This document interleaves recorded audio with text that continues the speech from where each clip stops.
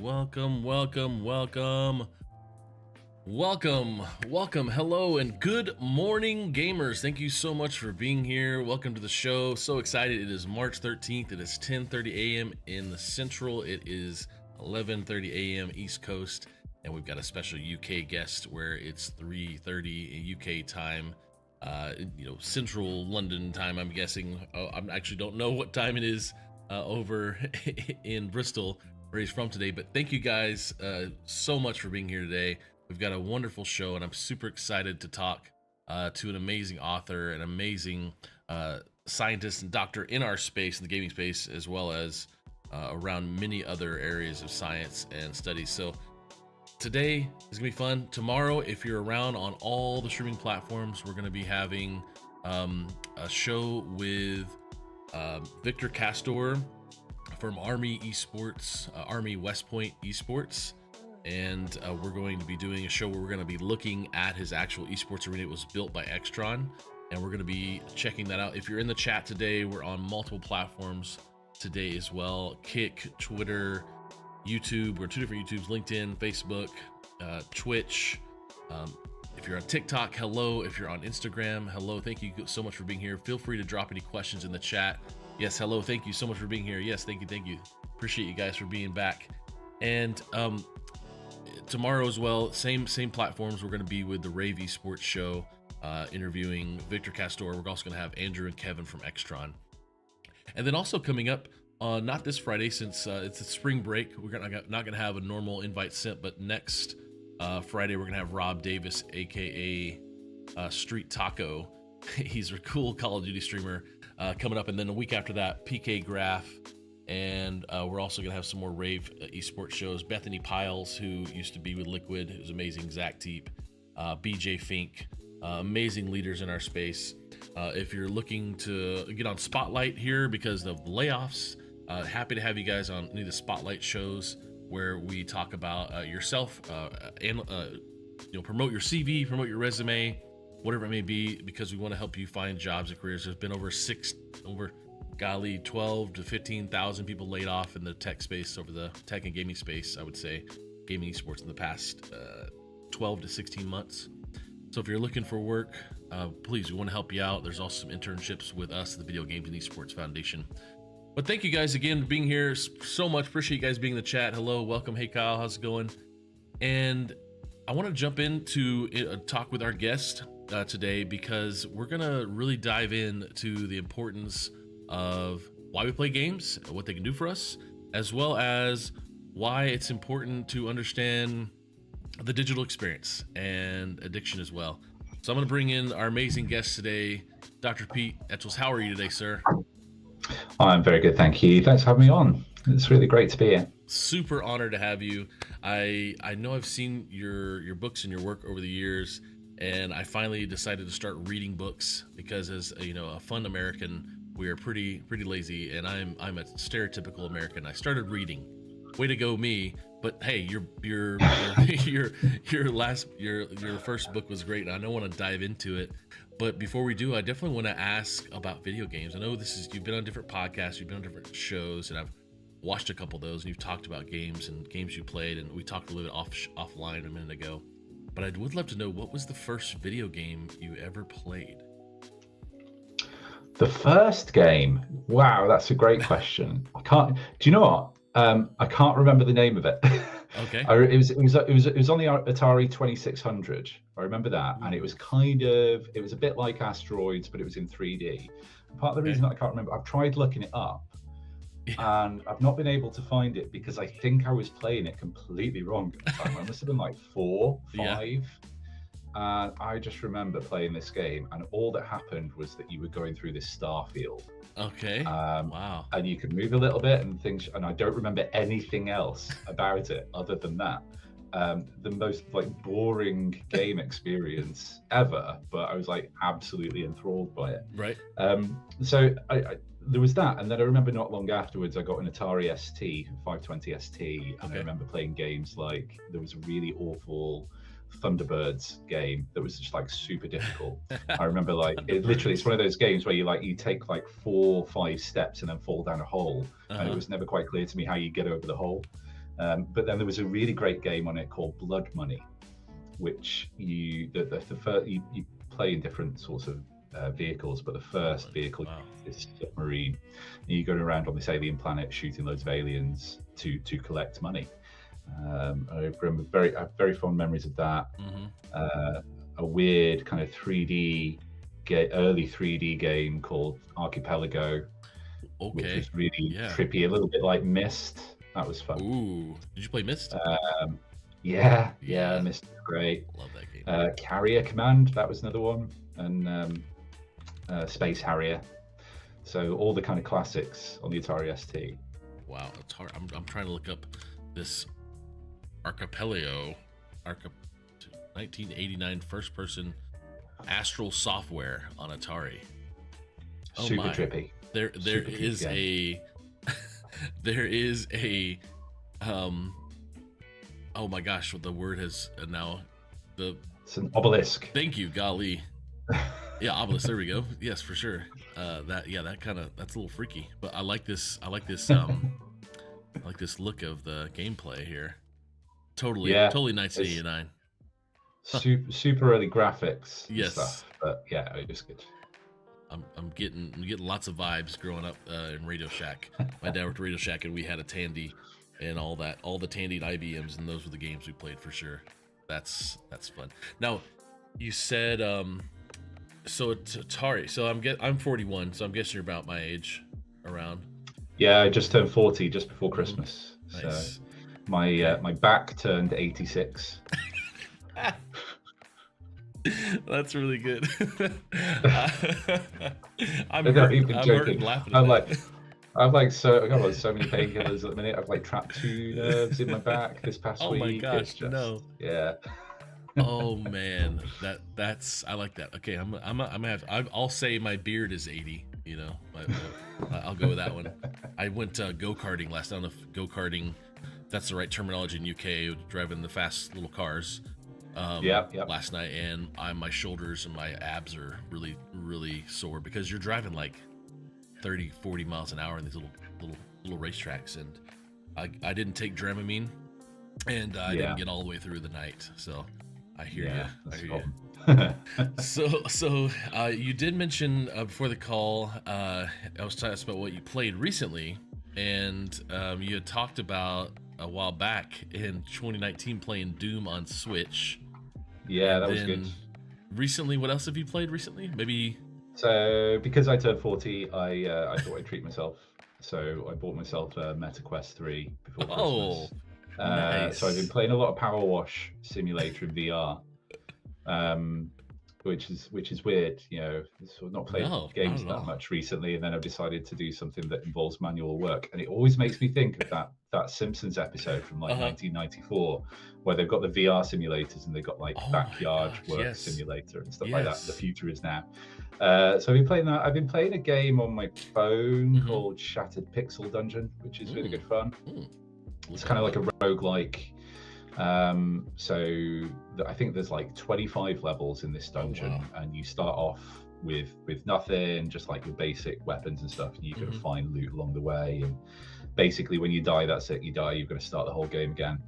And that's been weirdly, I'm usually not a massive fan of roguelikes, but that one's been really, really good fun actually.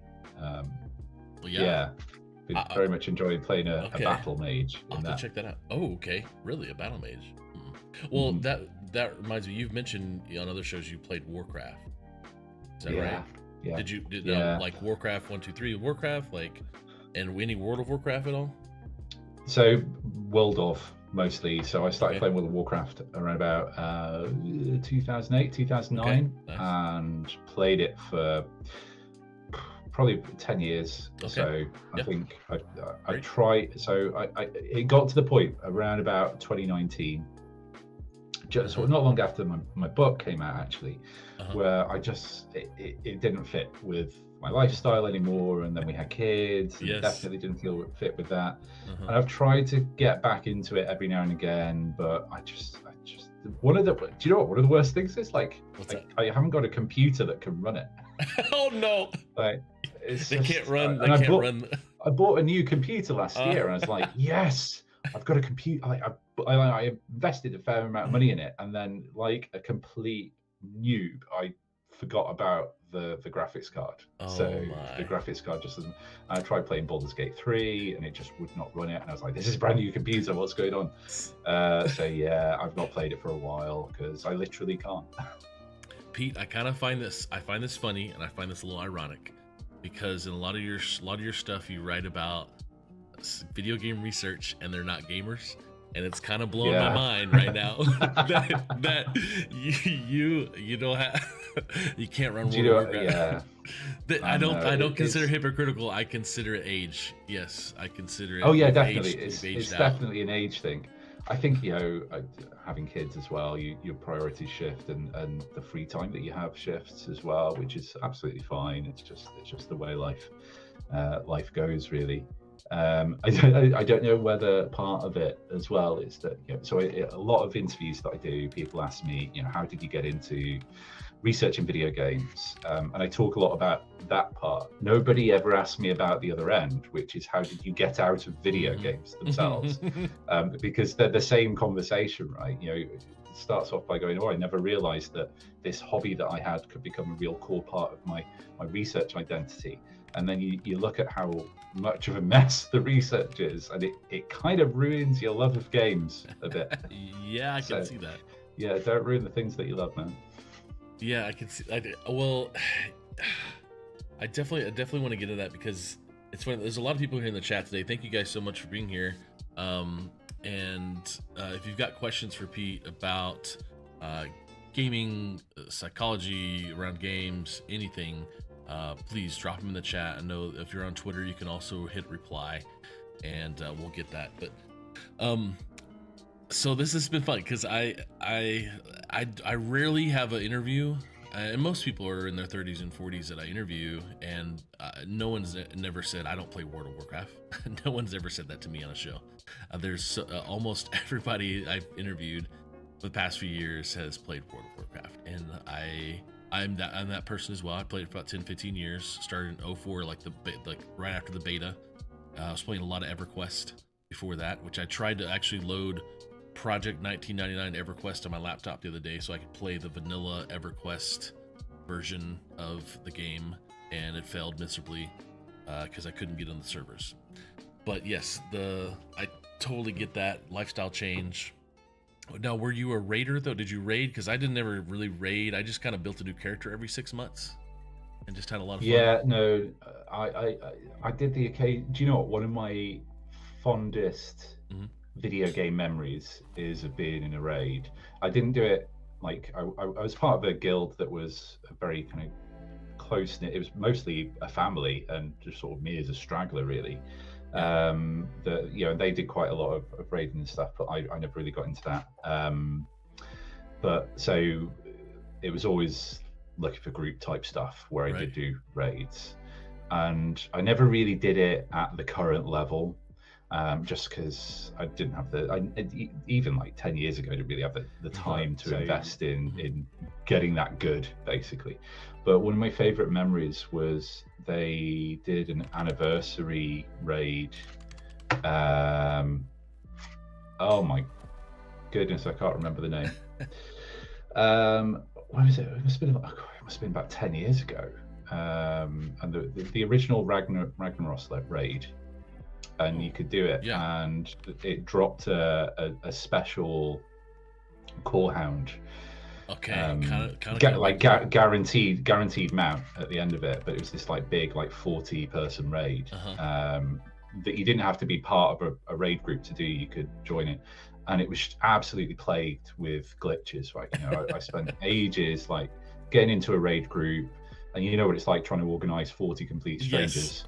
And there's no coherency whatsoever. So what I found was that, it was a really disappointing experience a lot of the time, because you'd start the raid and the team wouldn't work. So then eventually people would drop out, and then you just lose it. You spend like a good hour, 2 hours just getting nowhere with it. It was really frustrating. And it was a limited time event. And I very specifically remember, like, literally half an hour before the event ended, I was like, okay, I'm gonna we know that if you go in, even if the event expires, if you're in the raid, you're in the raid and it'll work. And I managed to get into the queue, managed to get into the raid, and yeah, there was like 40 of us, or however many it was, like all of us in the same boat going, this is the last chance that we've got to do this. If we all drop out now, that's it. No call hand for us. Yeah. Let's do this. And it was the most wholesome experience that I've ever had in Warcraft, because everybody was like, we've got to do this. We're all in this together. And we did it. We got through the entire thing. We all got the mounts, and it was like the greatest achievement of my Warcraft career. The things we learned inside a digital space about ourselves and others, how to be better humans. It's almost like you've written about this or something a little bit, or thought about this. Yeah, isn't that weird? Well, let's go back to, you were in 2008, you said, and so you're playing that. Let's go back to 2011. You talk about this article, computer games leave children with dementia, warns top neurologist, back in 2011. This is from Daily Mail, and you said this was kind of a catalyst for you to start down this path, which 8 years later turned into a book. Why did this become a catalyst and get you to where you are in 2019 with the book? So I was doing my PhD at the time. My PhD was in cognitive neuroscience. It was on it was really dirty stuff on eye movements. So the human eye movement system is like, this is not what you asked to talk, but I'm going to talk about it anyway. Human eye movement systems, like we know loads about it. It's a really interesting system, and it's very often used as a model for understanding how other parts of the brain work, and generally how we model decision making. So I was doing a PhD on trying to figure out whether your brain could make motion-based predictions. You know, if there's something moving and you decide to move your eyes to it, do you make an eye movement to where it was when you first saw it, or do you make an eye movement to where it is now at that particular moment in time? Because it takes time to generate an eye movement, all of those sorts of things. And if you make it to where it is now, then there's a prediction element in that. So that's what my PhD was about. Nothing to do with video games whatsoever. Although it was about staring at a screen for about 8 hours a day, doing very, very boring experiments. I mean, I didn't think they were boring. I thought they were great, but to the outside observer. Anyway, so played video games as a hobby. And I saw that, I think Friday afternoon, I saw this article, and it just, I don't know whether I was annoyed about it or frustrated, or just definitely a bit confused, because, you know, I read this and I was like, this doesn't gel with my experience of actually playing games. And being a scientist as well, my immediate thoughts are usually, oh, okay, I'd like to see the research behind that. And there wasn't any. And there still isn't any, I think, that supports that claim. The history of the relationship between video games and dementia is a super interesting one for all sorts of reasons. Right. But in terms of making a clear link between playing action video game, or playing any sort of video game, and early onset dementia, there's absolutely no convincing evidence for that. So it was the first time, I think, where I'd experienced something where, and this is probably a somewhat naive thing to say, where something that was a core part of, you know, my identity was sort of taking a hit in the news, and it's like it just didn't really make sense. So, you know, we usually went to the pub on a Friday afternoon after work. So, you know, a couple of pints in, I was getting a bit ranty about this newspaper article, and I think a few people in the department got a bit bored of me raving about this stuff, and somebody said, well, you know, Pete, why don't you put your money where your mouth is and do some research on this? And that was the moment where I was like, yeah, no, I can do this. You can choose what you want to do as a scientist, right, as a researcher. I was very much interested in vision science at the time, but, you know, there's no reason why I couldn't do this. So it's that really led to two things, really. It led to me doing research on video games, but it also led me down the path of developing an interest in science communication and thinking about how do we communicate really complicated, what can very often be emotionally evocative topics in a way that stays true to the science, interests people, and gives them more knowledge without kind of unnecessarily vilifying things that we don't necessarily know that much about. Well, it's funny that I go back to this article. It's funny because later this Baroness Susan Greenfield, or professor or neuroscientist, she later I noticed there wasn't a lot of her kind of dispelling the claim she made as well, and then I think she wrote an actual book. From what I read, she wrote in 2013, she published a dystopian science fiction novel telling the story of video game playing hedonists and their conflict with neo-Puritans. Don't know what all that means, but I wonder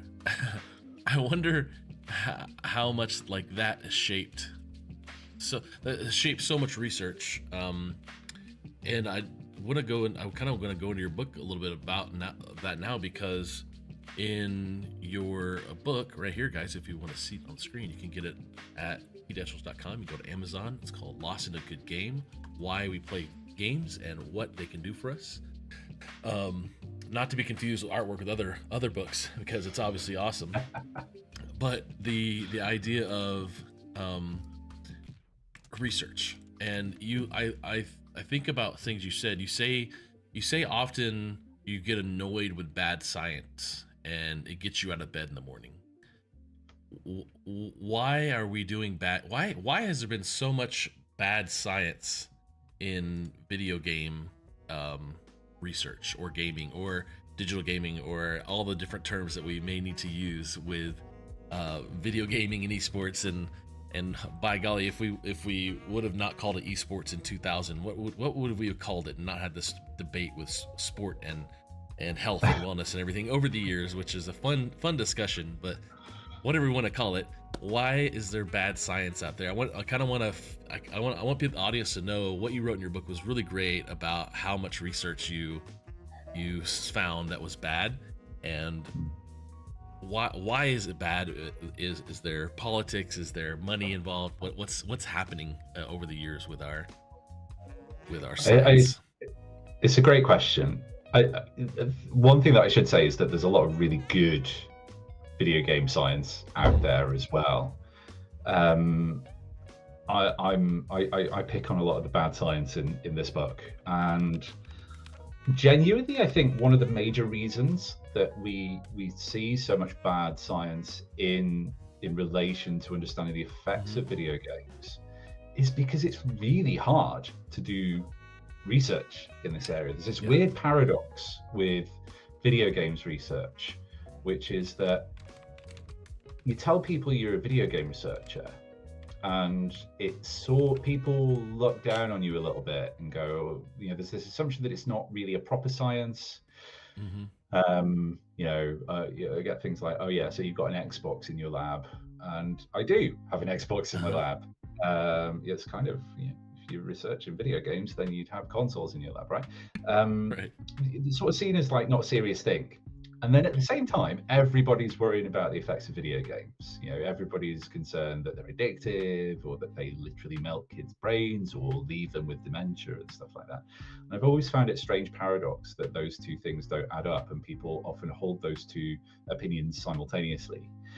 And I think it speaks to the problems in the research literature as well, in that it's remarkably hard to set up really robust experimental lab-based studies on video games that capture the behaviors that you want to. If what you're trying to do is understand, when you're playing your PlayStation or whatever at home for however long, or whatever game, what that is doing to or for you, or in that particular context, recreating that in the lab is really not trivial. Because it's such it's one of the things that first year undergrad psychologists often talk about as a criticism of any sort of research, is this idea of ecological validity. And we kind of get a bit tired of it sometimes, because it's the thing that everybody goes to first. Ecological validity is basically this idea of this thing that you're trying to recreate in the lab. Are you actually recreating it in a faithful way that reflects what people are doing in the outside real world? And it's always a bit of an issue with psychological research, but I think it's a particular issue for video games, because how you test them in the lab is so far removed from how people actually play them. It's near on impossible to do what you would think of as like a very standard, basic sort of study on video game effects. So it leaves you in a weird situation. So a lot of research, if you do want to kind of capture how people are actually playing video games, you tend to have to resort to what are called longitudinal studies instead. So longitudinal studies are where you basically survey thousands and thousands, tens of thousands of people who are going about their everyday lives and playing games or not playing games anyway, and you're just asking them about that basically. And there's some really rich data sets out there where you can get some interesting information on people's gaming habits. But the fundamental problem with longitudinal studies is that what you do is get a snapshot of a particular point in time when you ask them those questions, what they were doing. And this isn't universally true, but for the most part, it means that the kinds of studies that you can do are correlational. Okay. Right. So you're looking at, not causational. Yeah, not causational. So, how much time do you spend playing this game? What's your well-being like? You see a correlation there, and that doesn't really tell you anything about whether the video gameplay is driving those well-being issues, for example, if that's what you're interested about, or vice versa, even that something causes people to take a bit of a well-being hit and they turn to video games to support themselves in that. And we've really not moved on in being able to answer many of those questions, or we weren't able to move on for a long time, really, just because it's just so hard to do good research in this area. So the kinds of causal experimental studies that you do see, predominantly a lot of them were in the realm of violent video games and whether they cause aggression. And there are a multitude of problems with research in that area. It's a huge mess for all sorts of reasons. Well, you had just posted or have an article in The Guardian, and I'll put the link in the chat for you guys, for let's ditch the tried tropes about video games and research their impact properly. And you go through and you talk a little bit about different government agencies and what they're doing, and different leaders, especially over here. And leaders is a interesting word we use with our former president. But like the different ways that game violence has been talked about and studied. And I always think about whenever I'm kind of giving this talk about violence in video games through some of the presentations I do with schools and administrators and educators, is we in the last 10 15 years, both of our presidential candidates in the last 15 years have said school shootings and gaming. And you've talked a lot about in the past about not Columbine, maybe, I can't remember, it might have been Columbine, but the school shooting, well, which school shooting, I think is the sad thing I have to point out here in the States is the Call of Duty compared to Dance Dance Revolution that the shooter played. Sandy Hook, thank you. And it's funny, I think you may have mentioned this in your book, but it's the study on, or the media and the fallacy around when it's not a white teenager doing a shooting, the video games don't come up. But if it's a white teen, typically there's going to be some sort of gameplay involved in the media. And I love your perspective on the media, since you've actually been asked to be this expert so many times, and you understand the space around how media is trying to create hey, video games cause dementia, these clickable clickbait things, and how, I guess, if there's a shooter that's not I guess the shooter, the guy in Las Vegas, right, the guy from the hotel, they never talk about video games with him, but he got 30 some odd guns and shoot people from a window to a concert. And so this research and this impact really has really put a fire in me, Pete, of why is our government and lobbyists so into trying to get their research funded with the wrong information and bad research. And I don't know, do you want to talk to me about this article that you put out last August?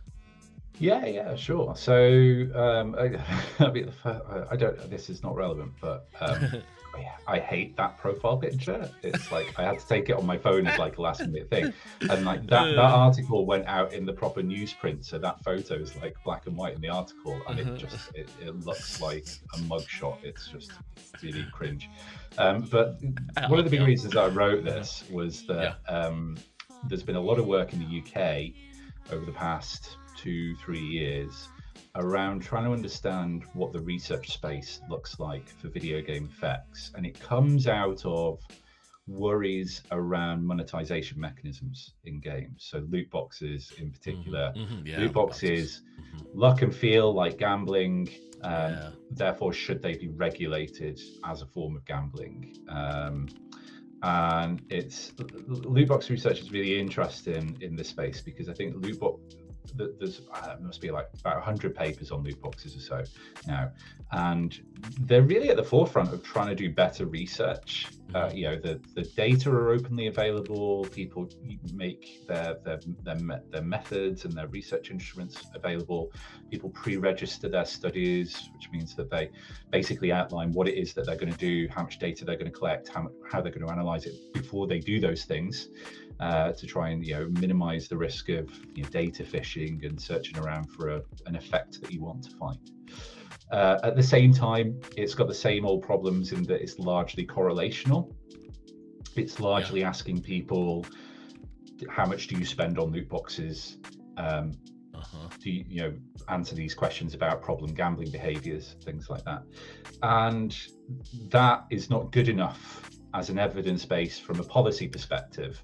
So these initial conversations started out, well, what do we know? It turns out that the evidence base is good in some ways, but in terms of coming to a firm decision or conclusion, it's not good enough. So those conversations started to pivot to, well, how can we make this research space better? And how can the UK government in this case, can they facilitate that in any way and act as almost like an independent broker between researchers and the games industry? How do we get the right sorts of data? What are the right sorts of questions to ask, really? And all of that came together last year in something that the UK government published called the VideoGames Research Framework, and that's what I talk about in this article. It's nothing groundbreaking. It's not a complete game changer for research, but it's just, I liken it to a set of blueprints in a way, in that if everybody used this document, and there's a bunch of priority questions in there. If we looked at answering those questions and trying to engage with industry to get data to answer those questions, I think in 5, maybe 10 years time, we'd be in a lot better space understanding the effects that video games have, both good and bad. And I think actually probably what we get to at the end of it is the realization that for a long time we've probably been asking the wrong sorts of questions, certainly from a research perspective. Not just about video games, but about digital technology more generally. We tend to fall into a pattern of going, is this thing good or bad for us? Are video games good or bad? Are loot boxes good or bad? How much is too much? They're questions that are very much framed within an addiction frame of thinking. And we therefore think about them and contextualize them in terms of things like excessive use or repetitive use and things like that. And I think they're the wrong questions to ask, because a lot of these terms are meaningless, right? Video games is a completely meaningless term in a way, certainly from a research perspective. Right? What is a video game? There's a million different answers to that. And it depends on the type of game, the specific game, in the context that you're playing it with, who with, what time of day even, pre-existing things going on in your life, the situation. All these things have a massive effect on that, what seems like a simple question of what is the effect of video games, that render that question a little bit obsolete. And I think my thinking has evolved a little bit more. I've got a new book coming out next week, which is more about digital technologies more generally. But there's a bit about video games in there, thinking about sorry, that I don't know if you heard my doorbell. That's My okay. dog's started barking. Okay. Thinking about this in a sort of broader context around social media and digital technology, I feel like the better way of thinking about this question is not, are video games good or bad for us, but why is it that some people really thrive playing video games and they can use them in a healthy way? If they're struggling in life, they're able to use that as a form of escapism that really helps. Yeah. And why is it the case that in other situations that seemingly look similar, people really struggle? And we don't have good answers to that yet, but Yeah. that's the kind of research thread that I think we should start looking at. Well, I want to jump. I do want to jump into your book here. So the book, you can go to Etchells.com. It's also coming out on Amazon. There's pre-orders now, I believe, on Amazon. Yeah. So the downside here is that I've not got a US publisher yet. So gotcha. you can order it from the UK over to the US, but I'm really hoping that Gotcha. it'll be out probably in the summertime over in the US. So the real science of screen time and how we spend it better, unlocked is real science. This interests me a lot because I look at the research. Actually, I have an article here. So this one always interests me. This study from 2019, a study shows playing video games is not associated with depression in teens compared to screen time with TV, social media, and regular computer use. And what I took from this study was all the benefits that are for video games compared to social media use and TV use and everything else.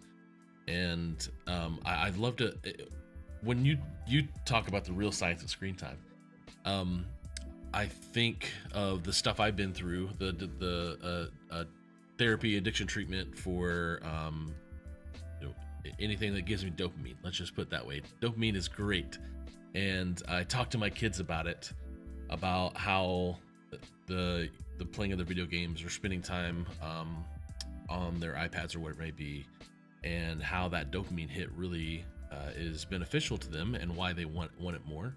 And us studying this as a family and us talking about it has been fun, because it's now we're able to take stock and to get some feels and understand, why do I want to play this game right now, or why am I wanting to do this instead of something else, or why am I asking to watch a show or whatever it may be.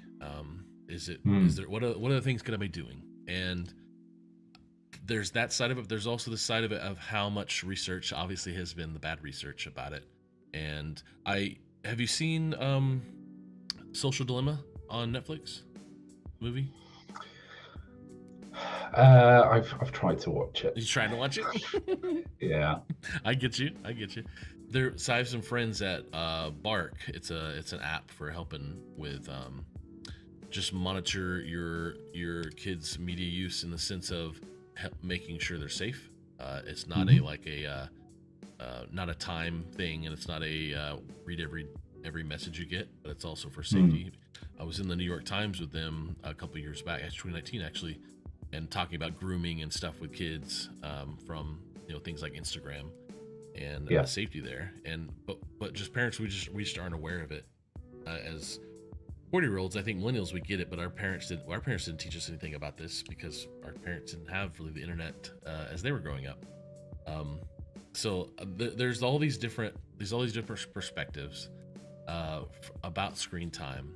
And what I'd love to know is a little sneak peek about the real science of screen time. And you said to me, and maybe we'll talk about more, but like the idea of you becoming this person who's really talking about it the way you're talking about it, and not everybody's talking about it a certain way. I'll let you use your own words there, but the real science. Yeah. Tell me about this book and what it means to you, and what it should mean to us.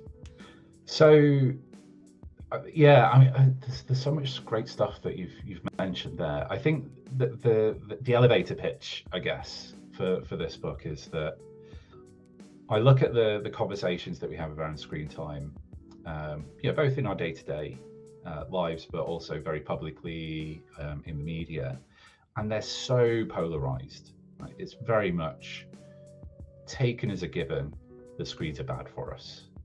that they're unwholesome, that they're unnatural, that what we therefore need to be doing is limiting that time in some way, shape or form. And again, it's one of those situations, it's like, 10, 12 years ago with the computer games and dementia article, that, I look at my own use and it's not perfect. It isn't for anybody, and then I look at the research and I look at what we actually know about screen time, and it just doesn't seem to add up. These things are very much disconnected from each other. So screens aren't going away, right? This is not something that the end game is at some point we will regulate them out of existence. And what that means then is that we need to develop not just healthier relationships with digital technology, but better ways of talking about and navigating the conversations around those relationships. And I think to be able to do that for a couple of reasons. One, in such a way where we feel empowered to do stuff about things that we're not happy with. The other is to hold the tech industry to account when we need to, because this book and the way that I feel about these things is very much not the case that this is an apology for big tech. It's very much not the case that I think everything's fine. There are some horrible things that we need to deal with and we need to address. One of the big things for me is, though, that I don't think we're doing a good job of that at the minute, because we're getting stuck again on the wrong questions. We're creating these very oversimplistic framings of social media. Is it good or bad? Social media, is it causing depression or not? Are iPhones causing depression? And we end up sort of talking at cross purposes and getting increasingly, I think, there are researchers on both sides of that argument, people who very much think the evidence shows that iPhones, social media, smartphones, whatever, are driving mental health issues, particularly in teenagers. There are researchers that are very much on the other side of that, thinking that this is not what's going on. I think regardless of who you are and what position you're in, you're trying to do the right thing, right? Everybody's trying to do the right thing. Everybody's trying to figure out, how do we protect people, protect kids, basically. We're worried about potential harms there. But the risk is that if we come to the wrong conclusions, we might end up doing more harm than good. We've seen that there's a situation that I talk about in this book, and I also talked about it in Lost in a Good Game. If you look at what happened in South Korea about 10 years ago, they were worried about the impact that internet gaming was having on teenagers, particularly in terms of their academic achievement. So they enacted something called the shutdown policy, which was basically a curfew. So between the hours of midnight and 6 a.m., teenagers weren't allowed on the internet. And the idea is that that's, in theory, then a guaranteed 6 hours of sleep every night. And nobody looked at this, right, for years. I think it was about 7 or 8 years before somebody did a research study looking at the effects. And they found that it did have the effect of increasing sleep for kids by, on average, 1.5 minutes per night. The flip side of that is that they also saw an increase in the amount of time that kids were spending on the internet.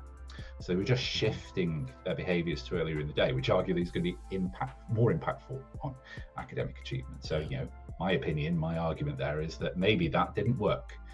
On the surface of it, it looks like it should work, right? And it should be an obvious, easy fix. If you literally can't do this thing for X number of hours, then you're not going to do that thing. You're going to do it less because there's literally fewer hours of the day to do that thing. But what you end up seeing is this backfire effect, this unintended consequence from what seems like a simple fix. And I don't think we've learned that much from that, because we're still talking about these things now. In the UK, we're talking about banning smartphones in schools for kids, and there's regulatory efforts across the globe around these things that largely, again, focus on this idea of excessive use, how much screen time is too much. And I just think it's the wrong way of thinking about this. So one of the big things I talk about in the book is that there are better ways, or what I think are better ways of thinking about how we characterize our relationship with digital technology. So you can talk about these things not in terms of whether or not they're addictive or not, but in terms of habit formation. So we are literally creatures of habit. We find it very easy to form habitual routines to things. Habits in and of themselves are neutral. If you get into the habit of eating a bag of M&Ms every day, that's a bad habit. If you get into the habit of locking your car every time you leave it and then double checking it. Good habit, right? Great habit to get into. So the example that I use in the book is phone checking behaviors. So just checking your phone is not inherently harmful in any way or good for you. If you start to get into a habit of checking your phone when you're driving down the road in the car, just to see what somebody's put on Twitter or Instagram, whatever, really super bad habit to get into. If you get into the habit of, you know, checking your phone at night when you're feeling a bit lonely, you want to talk to friends, that's a good thing for your well-being. So the balance between where something becomes a good or a bad habit in that case, it's not inherent in the thing itself, it's other contextual factors. So the more often you do it is, again, it's not the sole factor that's important, but the more often you do it in a sort of mindless way, in a way that doesn't align with your goals, either short or long-term goals, means that you're more likely to end up engaging in that habit in a situation that causes a problem. Now, even in that case, it's not necessarily the case that that problematic behavior inevitably leads to harm. So there's multiple kind of factors going on here, but it's certainly the case that if you're not reflective of those behaviors, if you're not thinking, you know, checking in after you've done, like, yeah, we've all done this, right? We've all scrolled through Instagram or whatever, and we've felt like we've overdone it. You know, did I need to see that 1000th cat meme? Probably not. I could have gone to sleep. The thing to do then is to check in with yourself and go, okay, why did I do that? Right. What did I get out of it? How am I feeling now? Yes. And do I want to change that behavior? Now, for me, I do that sort of thing. Like at the end of the day, very often I'll get onto Instagram and I'll just scroll through funny videos because it helps me decompress. Sometimes I do it too much. And what I try and do in those situations is go, well, okay, why is it the case that tonight I said to myself, like 2 hours ago, I really need a good night's sleep tonight, but I've, you know, engaged in this really almost self-defeating behavior of, you know, it's too much later now, I'm not going to get as much sleep. What's the reasoning behind that? And I'll think about, you know, what's happened in my day to contribute to that. And then I'll think, you know, what can I change next time so that that doesn't happen? And what I'm doing there is not banning myself from going on Instagram. I'm not kind of digital detoxing or any of that sort of nonsense. You know, the whole line of research that suggests that they don't work. What I'm doing is keeping that behavior because I know that there's value in it for me. Because sometimes I see some, you know, the last 3 or 4 times over the past couple of months where I have like belly laughed, floods of tears, laughed out loud, it's because I found something ridiculous on Instagram and it's just tickled me. And I really value that sort of experience, right? So I'm not talking about getting rid of this thing altogether, but I'm thinking about how can I minimize the behaviors, the habits that aren't doing anything for me, aren't working for me, and keeping the stuff that I feel is good for me in terms of my well-being. And that's true of social media, it's true of video games, it's true of everything that we do. Wow. I love this, Pete. Well, and I got this article you just wrote to a little over a month ago. We are addicted to our phones and we don't need a digital detox. So I'm going to put this in the chat for anybody who wants to read this. Thank you guys for being here in the show today. And so many of you all over different platforms.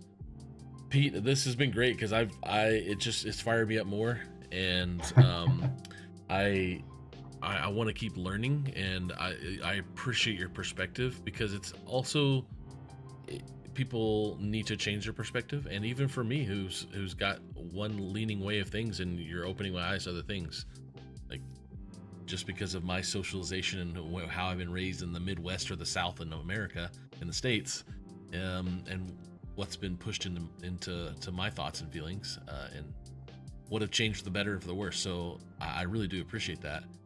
And I want to give you the 60-second hot seat here, your 30 seconds, whatever you need, but you're going to get the show all to yourself, and it'll just be on the screen. You can talk about your book, you can promote websites, social, whatever it may be, and you get the hot seat to say whatever you want. Here you go. That's very kind of you. I'm going to go back to that article actually, because I imagine that it's a bit of a hard sell for a lot of people. You know, me coming out and saying you're not addicted to your phone, I totally understand how some people might go, wow, that just doesn't feel like my own experience. And it goes back to that reframing in terms of the way that we think, that thinking about these things within an addiction framework is the thing that we've done both in public debates, but also in the research literature for so long. But it's not the only way. And my worry with these sorts of addiction frameworks is that it really disempowers us. You know, if we're addicted to our phones or to video games or whatever, this is almost something that's happened to us rather than something that we have control over. And therefore it feels very difficult to get out of what might often feel like negative situations. If these are bad habits that we formed, we have more, I know it doesn't sit right sometimes, but we have more power to do something about that for ourselves. It just requires a lot of active effort, a lot of reflection. But if it's something that you think might work for you, in having those deep, proper critical conversations with yourself, then it's worth just trying and just experimenting with. Love it. Love it. And I'll pull that article up that you just mentioned again. Thank you so much. Hey, this has been great. Super duper honor to be able Thank to you chat for having with me. you No, here. honestly, the privilege is all mine. It's really great to be here. Well, I can now check off my list. I talked to some famous scientists and gamer, and I can die happy. So I've never been called a famous scientist before, so this is great. Hey, well, okay. Checks in the post. Thank you again, Pete. Yeah, feel free to stick around in the control room. I'm going to shut down the show, and Cool, I appreciate you so much. Thank you, sir, very much for coming here today. Thanks for having me. All right. Thank you again all for being here today. So many folks on Twitter and Facebook and YouTube and Kick and Twitch and LinkedIn and TikTok over here on Instagram. Thank you guys all for being here today. I hope you gathered a little bit out of this. Thank Chris Turner, Margaret, Kyle, all you guys being here today and talking in the chat. You know, if you got questions, you got ideas, thoughts, please send them my way. Also, you can go to PeteEtchells.com and check out his books and check out his articles. Please do some reading because it's opened my mind and it's helped me. So I really encourage you to do the same. But thank you guys. We'll see you tomorrow around this time tomorrow, 11 Central, noon Eastern, I believe. That might be backwards. Noon Eastern. We'll be on the Rave Esports show, and we'll be at Army West Point Esports Arena checking out their cool setup. But I appreciate you all. Stay amazing. I'll see you next time. Bye.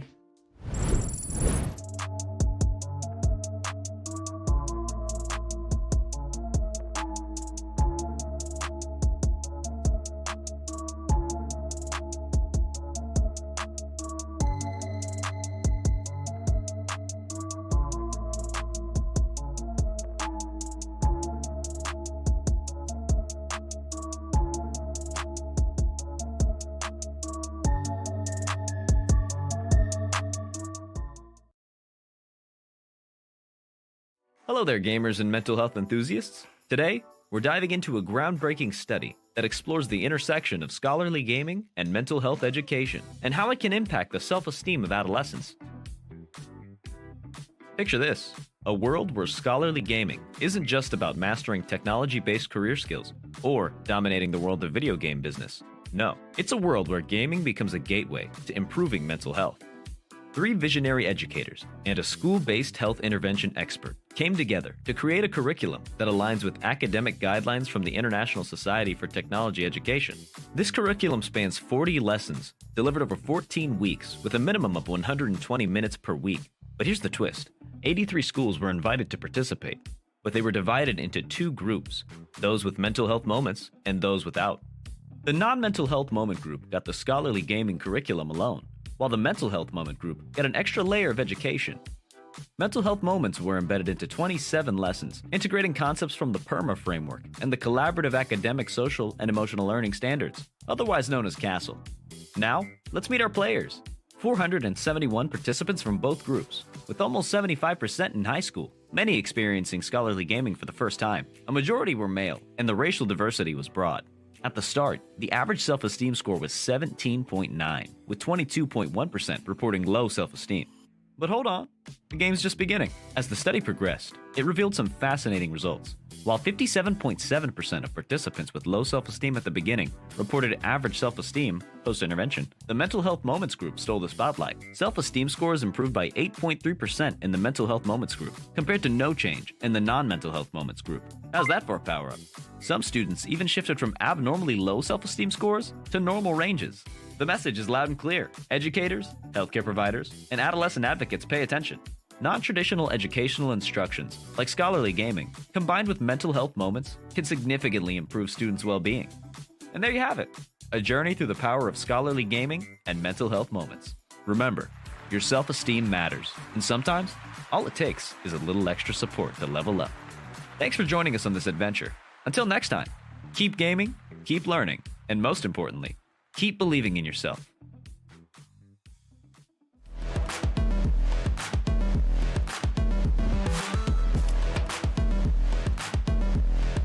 It's making history at CECC. And there it is! Both platforms online and dip will take it home. What a game. Take a victory lap, take a bow, and take the headsets off and start to yell.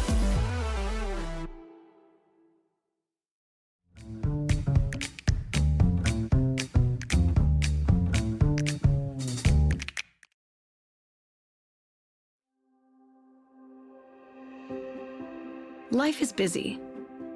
Every day we ask questions like, what's happening today? What should I wear? How am I going to fit everything in?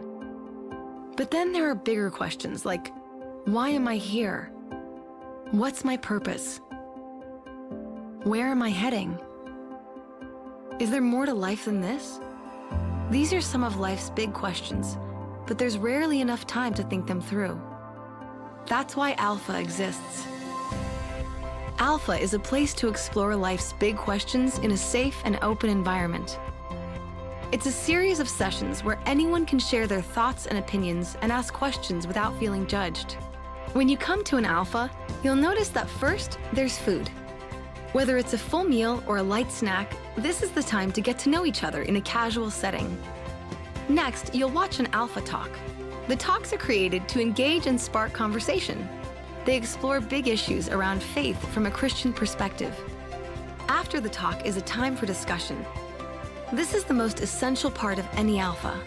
It allows everyone to share their own opinions on the ideas presented in the talks. It's a time for people with different thoughts, beliefs, and experiences to ask honest questions and have open conversation. Every week, there are guests coming for the first time to an Alpha in their community. Alpha is for everyone, regardless of background or beliefs. There's no pressure, no follow-up, and it's completely free to attend. Come and explore life's big questions. Find an Alpha near you today.